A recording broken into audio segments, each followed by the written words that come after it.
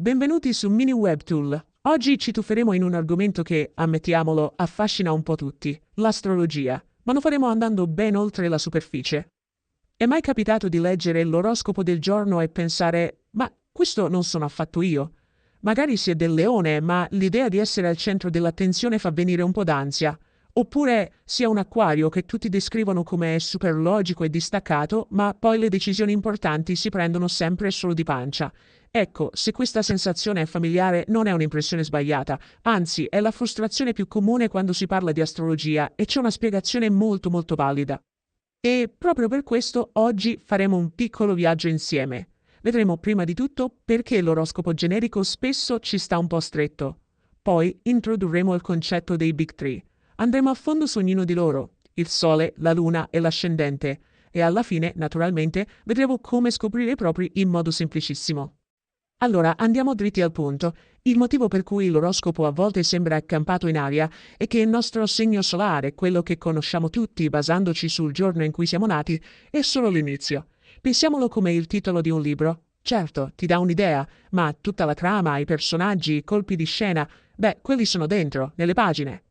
E qui la cosa si fa davvero interessante, guardate la velocità. Il Sole rimane nello stesso segno per circa un mese, quindi chiunque nasca in quel periodo ha lo stesso segno solare. Ma la Luna? La Luna cambia segno ogni 2 giorni e mezzo e l'ascendente, il più veloce di tutti, cambia ogni 2 ore circa. Questo cosa significa? Che due persone nate lo stesso giorno ma a poche ore di distanza possono avere un mondo emotivo e un modo di presentarsi agli altri completamente diverso. E qui ovviamente arriva l'ostacolo. Per trovare la Luna e soprattutto l'ascendente servono dei dati precisissimi, la data, il luogo e, fondamentale, l'ora esatta di nascita. Ma anche avendo tutto, il calcolo a mano è un'impresa, bisogna usare tabelle astronomiche, fare conversioni di fuso orario. Insomma, è normale che a un certo punto uno si arrenda e si tenga solo il segno solare. Ma oggi no. La soluzione per andare più a fondo è proprio questa, guardare ai Big Three. Possiamo immaginarli come i tre pilastri che sorreggono tutta la struttura della nostra personalità astrologica. Sono il segno solare, il segno lunare e l'ascendente. E insieme, credetemi, raccontano una storia molto ma molto più ricca e piena di sfumature. Cominciamo dalla stella dello spettacolo, quella che conosciamo tutti, il nostro segno solare. Lui è il protagonista della nostra storia, l'eroe del viaggio che è la nostra vita. È la nostra essenza più profonda, la nostra spinta vitale. Il Sole, in pratica, rappresenta la nostra identità cosciente, il nostro ego, la direzione che, più o meno consapevolmente, vogliamo dare alla nostra esistenza.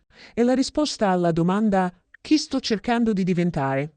Definisce la nostra missione, l'energia che siamo chiamati a far brillare nel mondo. Facciamo un esempio pratico.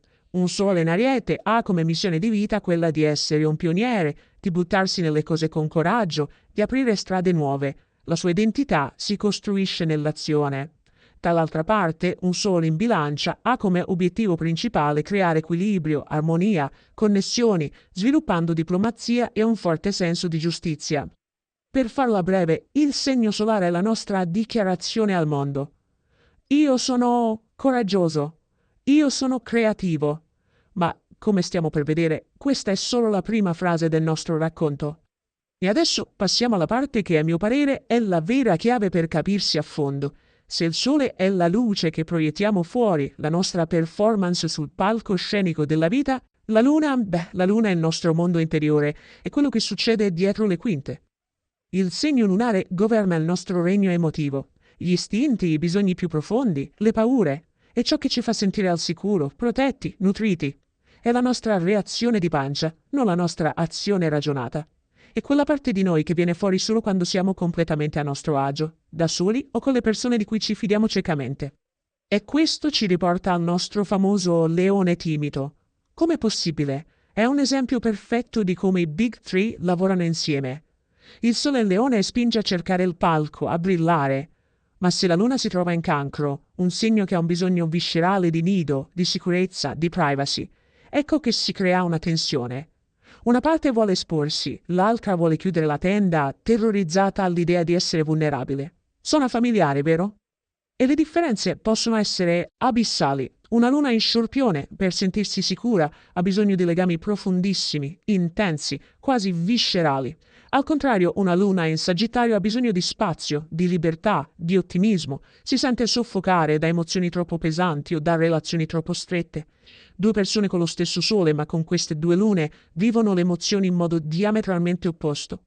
Quindi, se il sole dice io sono, la luna è quella voce più intima che sussurra io sento. È la lingua del nostro cuore. E arriviamo al terzo e ultimo pilastro. Se il sole è la nostra essenza e la luna è il nostro cuore, l'ascendente è il nostro biglietto da visita. È la maschera sociale che indossiamo, il nostro modo di affacciarci al mondo. L'ascendente o segno nascente è letteralmente la porta d'ingresso della nostra personalità. È la prima cosa che gli altri notano, il nostro approccio istintivo a una situazione nuova. È il segno che stava sorgendo all'orizzonte est nel momento esatto della nostra nascita. Ed è per questo che colora tutto il resto del nostro tema natale. Per esempio, una persona con ascendente Vergine al primo impatto sembrerà organizzata, precisa, magari un po' riservata e molto analitica. Al contrario, una con ascendente Pesci darà una prima impressione più eterea, empatica, artistica, forse un po' con la testa tra le nuvole. Viene in mente qualcuno? E così l'ascendente completa la nostra trilogia con l'affermazione io appaio. È il modo in cui ci presentiamo, la nostra confezione sociale, per così dire. Questa analogia, secondo me, è fantastica per mettere tutto insieme. Immaginiamo la nostra personalità come un'auto. Il segno solare è chi guida, la coscienza al volante che decide dove andare. Il segno lunare invece è il motore e il carburante, i nostri bisogni emotivi, nascosti sotto il cofano che danno la potenza al viaggio. E l'ascendente? Beh, è la carrozzeria, il modello, il colore, lo stile. È la prima cosa che si nota sulla strada. Ora che il quadro è più chiaro, la domanda sorge spontanea. Ok, bellissimo, ma come li scopro questi miei Big Three? Come abbiamo visto, il calcolo manuale è una faccenda complessa che richiede una precisione quasi chirurgica. Per fortuna la tecnologia ci dà una mano. Usare un calcolatore online è il modo più semplice e preciso in assoluto. Il processo è incredibilmente facile, basta inserire la data di nascita, l'ora esatta di nascita e questo, ripeto, è il dato più importante, specialmente per l'ascendente, e il luogo di nascita.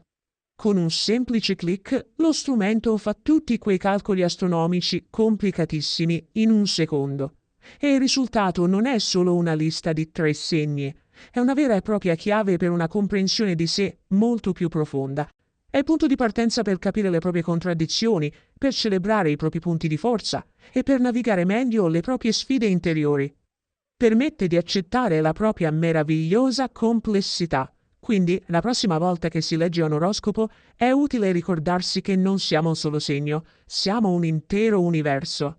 Per mettere subito in pratica quello che abbiamo visto, basta cercare Mini Web Tool Calcolatore Segno Solare Lunare Ascendente e iniziare questo viaggio alla scoperta di sé.